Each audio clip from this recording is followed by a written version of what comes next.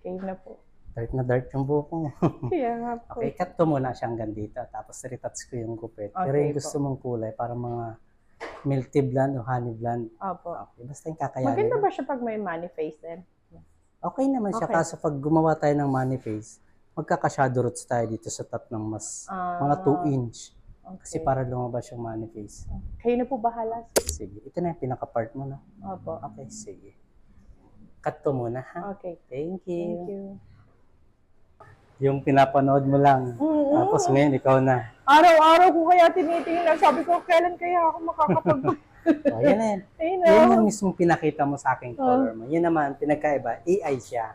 Ito naman, ito yung Natural na gawa. Walang edited. Ganda ng cut Yan din. siya. See? Oh, di ba? How's it?